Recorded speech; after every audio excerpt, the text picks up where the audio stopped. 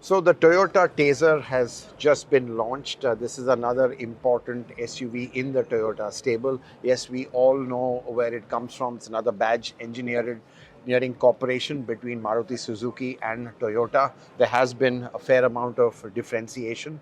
But talking to me about how Toyota plans to differentiate this model with its customers, I am joined by Sabari Manohar, who's the Vice President, Right. Sales and Marketing. Thanks for Right. joining us and congratulations. Thank you so Straight much. out, how do you differentiate yourself from the Fronx?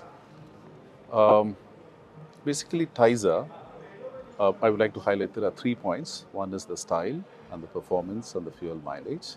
In terms of style, I think you can clearly make out it's got a stunning exterior which associates more towards the SUV stance, in which we have dominant products like LC, Land Cruisers, then Fortuner. In terms of performance, we have 1 liter turbocharged engine, and we also have 1.2 liter as well as CNG engines as well. That is to cater to the varied needs of the performance what the customer wants. When it comes to fuel mileage, it has got the industry best, segment best in terms of 20 to 21 kilometer per liter. So this is the combination which will differentiate with other brands Right. or competitor. But at the same time, we also have a very customer-centric after-sales service, which experience, which will be one of the biggest differentiator, including the value-added services that we provide to the customer. So service being a differentiator, style being a differentiator. To be honest, performance would be similar. It's the same engine carried forward. But within performance, Yeah. let's talk about the turbo. Do you expect to have a larger percentage of turbo sales? Is that how you're positioning it? Because looking at the pricing also, turbo is kind of on par with Fronx, and the 1.2 is a little bit more premium. Obviously, maybe to give a bit of a gap with Glanza as well. Is that the strategy? And is turbo, I think, the kind of variant that you are looking at selling more of? Because clearly, resonates with the kind of SUV family which you have. Right. As I said, this is going to complement the SUV series what we have, and we continue to get feedback from the customer. What is their taste? What is the priority? What are the options they want in a car? So we felt that the right combination of performance as well as fuel mileage. So performance when it comes to customer do want a powerful engine, because it's as an CSUV segment.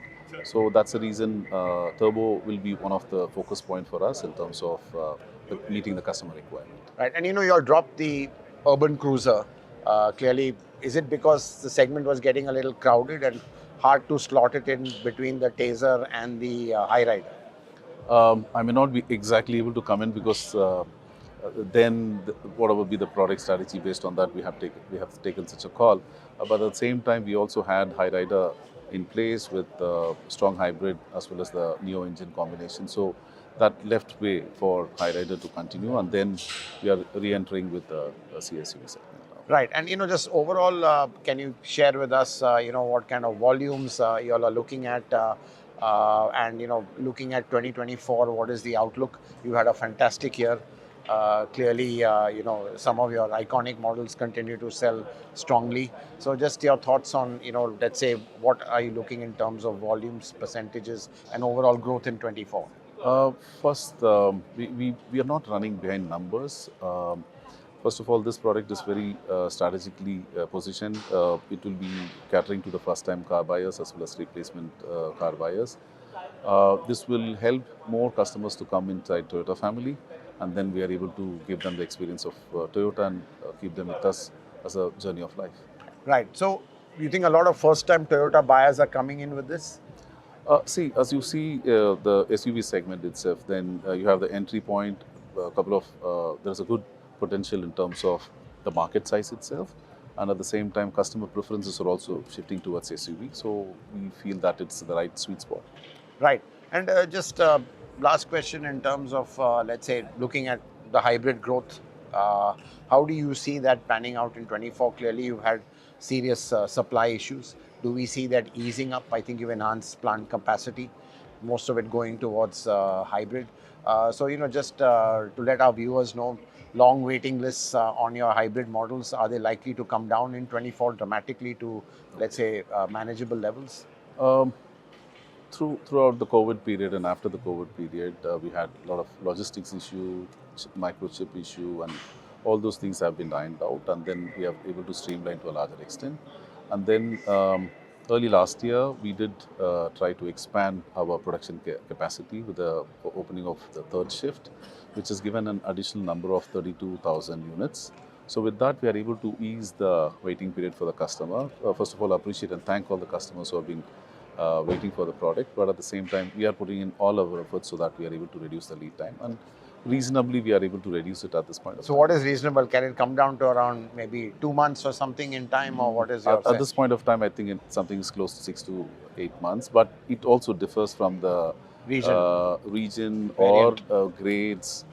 So you should not take it like 6 to 8 months and then why the vehicle is not there. So it also depends upon various. So 6 to 8 months is still a lot, but you think maybe no. Currently, we are putting in an effort. So I may not be able to. If I give it 6 to 8, then probably like which grade and everything will go into detail. So okay, but overall 6 to 8 could become maybe 4 to 6 in time, or no, I'm not to that level, but not to that level. This year will be difficult to reach that level, or grade wise it changes. Like in case if I pick a particular grade, probably the waiting period is less. Then hybrids, yes, there has been a very big demand, and customers would like to own and buy in hybrid. So we'll continue to put in efforts to reduce the lead times. And just last question on hybrids, what is it that makes the hybrid so appealing? Because clearly the delta in price is quite high also. But is it just the EV feel you get, or the smoothness? I mean, is it a new experience? What is really making it so attractive? So in terms of high cross, when we get the feedback from the customer, when the cabin noise is so silent, and then the start, it is actually an EV, and based on the customer usage, most of the time when you drive in the city, 60 to 70% of the time, it's basically an EV. Right. And then your engine kicks in based on your requirement and power requirement. So that ways, one is the performance, fuel mileage, and then the overall convenience in terms of low or zero cabin noise. So encouraged by hybrid and the possibility that there is talk of GST reduction, could we see more proliferation of mass market hybrids from Toyota? At this point of time, I'm not able to comment anything on the future this thing. So we will always appreciate the government policies, but then based on the future requirement, customer requirement, then we may line up the products. Thank you very much, Thank you so much. Congratulations once again. Thank you.